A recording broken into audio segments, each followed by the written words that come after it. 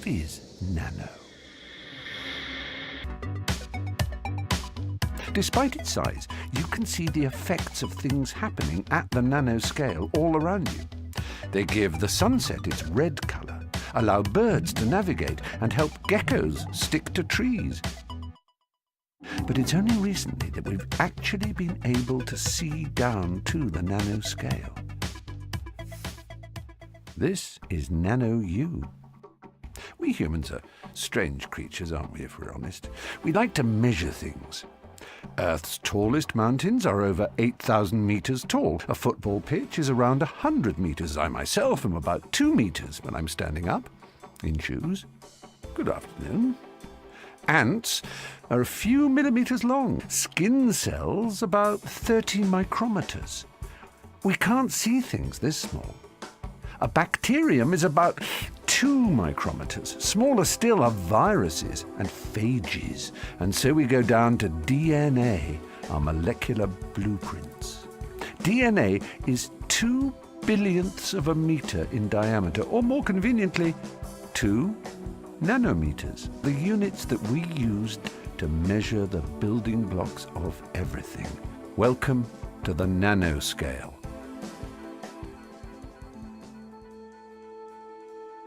To explore the nanoscale, we use very powerful machines called electron microscopes.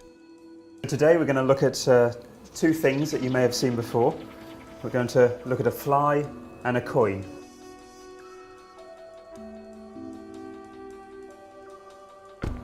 So this is the Z on the coin.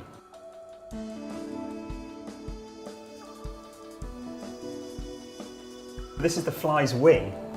And who would have thought that it would have had all these little hairs sticking out from it? The tip of each of those hairs is only about 600 or 700 nanometers in diameter. When we use electron microscopes, we explore new and alien landscapes. It's a strange new world down there. The nano world isn't just unusual looking, things behave differently there too. One reason for this is surface area. If you take a cube and lay the surface flat, you can see how much of that cube can react with the outside world. If you divide the same cube into 8 little cubes, the surface area is twice as big. If you keep making smaller cubes, the surface area becomes immense. More surface means more area for reactions.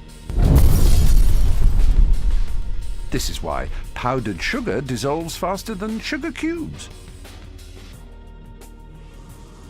Big lumps of aluminium are not very reactive, but nanoparticles of aluminium are so reactive they can be used in rocket fuel. Another way you can show this is with flour, because flour doesn't burn very easily when it's in a pile, because it hasn't got enough surface area. But if you mix it with a lot of air, then something quite different happens.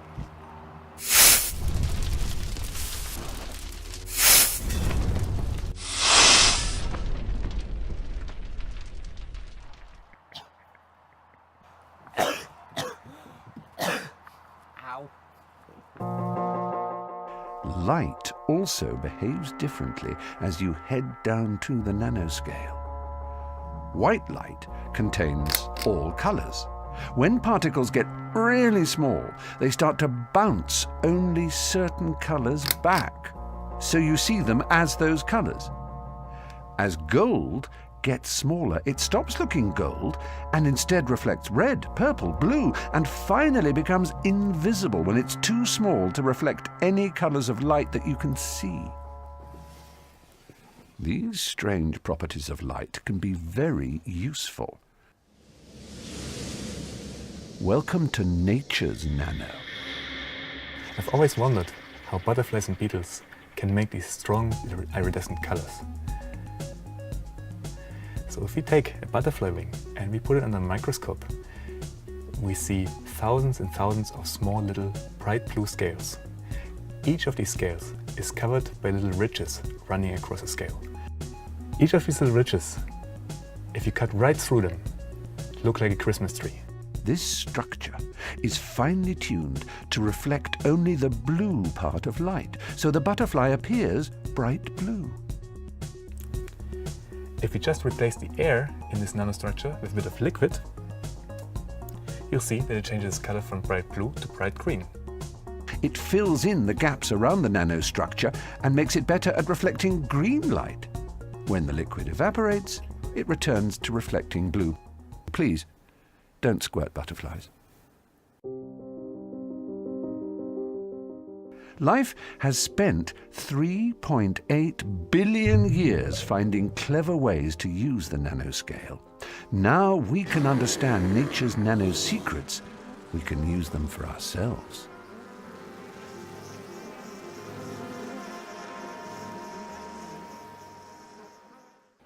Many tropical plants have leaves where water just runs off. This keeps them clean. If we look at the nanoscale, we can see tiny structures which stop the water from sticking. By copying these structures, we can make our own water-repellent surfaces.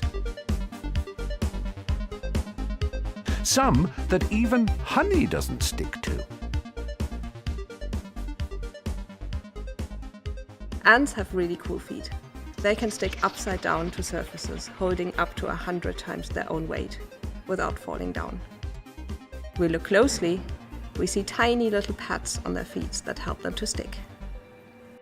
By investigating the microstructure of insects' feet, we can design surfaces hard for them to climb. Bad luck for cockroaches. Pitcher plants eat insects that slip into them, but they don't work unless all of their rim is covered in water. To make sure they're as slippery as possible, they have a nano trick up their sleeves. You can see how the water spreads, even upwards, against the gravity. If we look at them, we see that they have lots of grooves running across their rim. And in between these grooves, if we look on a nanoscale, there are even smaller grooves. This is called a superhydrophilic surface, which means that the surface likes the water and pulls it across itself. Once the water is spread thinly across these micro and nano grooves, they become very slippery, and it's goodbye ants, hello pitcher plant dinner. Hydrophilic surfaces have lots of uses, but one particularly excellent one is in a new water filter. This can filter even the tiniest bugs from dirty water, making it safe to drink.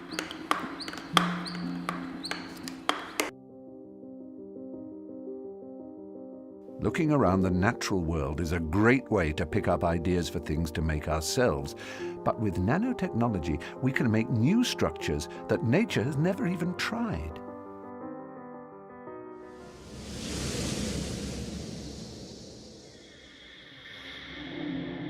Down at the nanoscale, things are gloopy and there's lots of friction. This means particles stick together really easily, and if this happens again and again, new and complicated structures can be formed. This is called self-organization. Scientists have been carefully experimenting with different conditions to see what sorts of new nanostructures they can create. The results are astonishing. Here are some samples that I made under various conditions, but when we zoom in on the nanoscale, we can see that they are extremely different. So these ones remind me of the Eiffel Tower. They're really quite beautiful, these hexagons all stacked on top of each other, like pyramids. We can also make other materials, such as really thin wires, ones that look like pancakes, or ones that look like flowers. All these new structures have different properties. Soon they'll be changing the way we live. From solar panels that we spray onto our roofs, to making computers and batteries so small that they're invisible. The materials we use have some severe limitations. Push things too far, they break.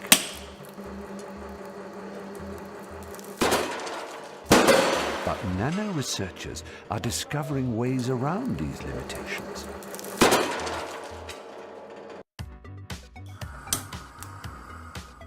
Electronics is made out of silicon, and silicon is not very stretchy. Whoa! But we found a way to make electronics stretchy. When you put a really thin layer of gold onto rubber and you stretch the rubber, we found that the gold doesn't break. This is because when gold is just a few nanometers thin, it forms cracks, and these cracks actually allow gold to stretch.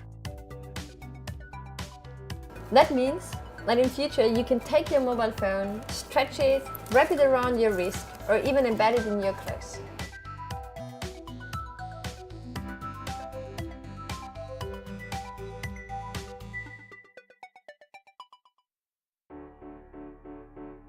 Using the new materials made possible by nanotechnology, we could build stronger houses, tougher cars, and even make ourselves healthier.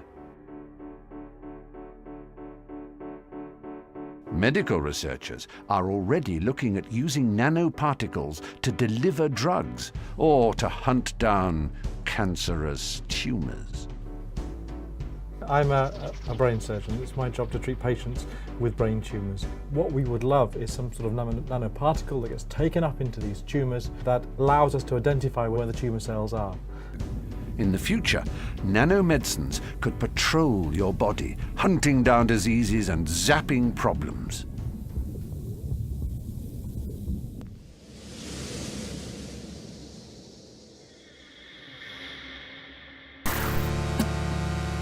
Stand by for the smallest thing you've ever seen. This might look like a deep-sea submarine, but it's actually a scanning, tunneling microscope. Inside, it's more empty than space, and it has revolutionized our view of the nano world. This is an image of a piece of carbon, and these spots are the single atoms on that piece of carbon. So one spot is one atom. So this is the smallest thing that you can see. And it's the smallest thing that you will ever be able to see with any microscope. If you listen carefully, you can even hear the atoms as the microscope scans over them. This year, researchers imaged the internal structure of a single molecule for the first time. This is the most detailed view of matter that we've ever had. Remarkably, it looks almost identical to our models. Not only can the microscope take images, it can also move things around. We can actually change the position of atoms one at a time using this microscope. So we can use the microscope to choose an atom on a surface, move it to a new place, and then do this with as many atoms as we want to build up a new structure. And that's where nanotechnology comes in, because nanotechnology is all about changing the properties of matter atom by atom by making new structures. Throughout history, we've been making smaller and smaller machines. Now, scientists are looking at ways to create machines at the smallest scale possible, using atoms as their building blocks. Some researchers believe that we could construct molecular machines that could make anything we wanted. If this happens, it will revolutionize our lives. We know that molecular machines can work because they're in every cell of our bodies. They're working away right now, turning food into energy, fixing damage, keeping you warm, and making new cells. You are already a masterpiece of molecular nanotechnology.